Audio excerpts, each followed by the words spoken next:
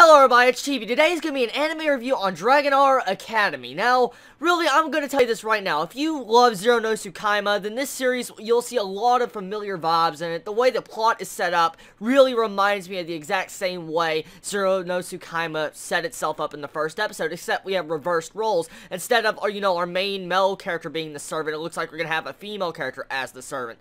So, let's get on to the facts of this episode. All around, my first impressions of this episode is, it was nothing new. Nothing was brought to the table, and necessarily I say new when it comes to characters or overall plot, anything like that, but it does have some form of entertainment value. Now, I don't say that any of the characters are really that interesting at this moment to really draw a lot of people in, but this series can definitely have some form of potential to be able to work itself up into a very decent plot. I know right at the beginning of this episode, it kind of rubbed me wrong when you get to see that ecchi fan service with nothing but freaking oversized opie all over the main character. I was like, oh my god, is this just going to be a freaking fan service series?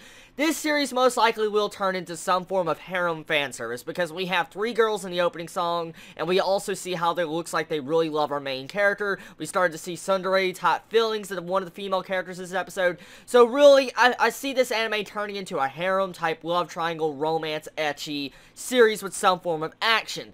Now, really, I'm not going to degrade this series yet, just because what I'm saying, I don't know if necessarily it's going to happen, because I haven't actually read the manga or the light novels, whatever this has been adapted from, but this is my first impressions. Now, the beginning-wise, the first scene in this episode was really nice. It really dragged me into the episode and made me want to finish this episode. Okay, so right at the beginning, we see our main character looks like he's lost his arm, and we see like it looks like this dragon turns into a human, grants his arm back to life, and probably implants a dragon inside of him. So, exactly what are these creatures? What is these pars? I mean, we know they're dragons, they're shaped like dragons, but where did they come from? What is going on in the background with this, like, war going on with ceasefire? That's, they're still fighting behind the scenes. I mean, there's a lot of mysteries and plot dropped in this episode, but it's nothing to really drag in the viewer to say, holy crap, this is amazing, now I need to keep watching this episode after episode. I'm not saying this anime is necessarily bad, remember that. I'm just saying, though, from my standpoint of view, from all the anime I've seen in the course of many years now, this really is nothing different from the normal stuff we have seen.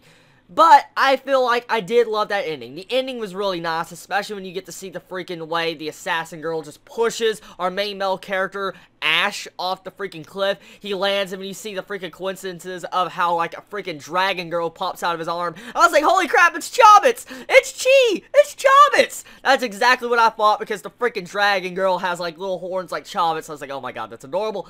Now, the animation-wise, let's talk about the animation. The animation of this episode, I guess, is average. It's average for anime. It's not bad, it's not good, it's not high quality like Hawaii Complex of this anime season, but it's not bad. I won't put the animation down. It's average. So really, there's nothing spectacular about it, but that one scene at the end, the animation did get a lot better, especially when you get to see the actual, I guess, main female character get introduced right at the end. That's most likely a dragon girl. The animation on her face definitely went a lot better, like, it was animated a lot better, and I enjoyed that. But all in a whole, this animation was just average. Now, the music soundtrack, let's talk about that. I really do love that freaking ending song. That ending song is freaking adorable. Little Chibi start dancing around in the ending song. It's so freaking cute, and I loved it. I love the ending song. I did like the opening song, too. And the music, I guess, has a different type of fantasy vibe feel to it. It's the proper music to use for a fantasy atmosphere of an anime series. So, overall, would I recommend this series for people to probably try to give it a first episode watch? I guess. If you're into series that kind of reminds you of Zero no Tsukaima, I guess this series most likely will entertain you. I love Zero no Tsukaima, but I don't feel necessarily I want to watch another series that reminds me of it, or is just really similar to it. But, really, this ain't a bad series, so I guess it just depends on everybody's preference. Are you willing to watch a fantasy, romance, it looks like it might evolve into a harem love triangle ecchi fan service series, or it could have a decent plot, we never know. So anyways, this is going to be my end of my first anime review of Dragonar Academy. Tell me your thoughts on this episode, everybody. Did you enjoy it? Did you hate it? What was your favorite moments? And if you really don't like this episode, let me know. And if you enjoyed this episode, let me know. Everybody, love you so much. Chibi out.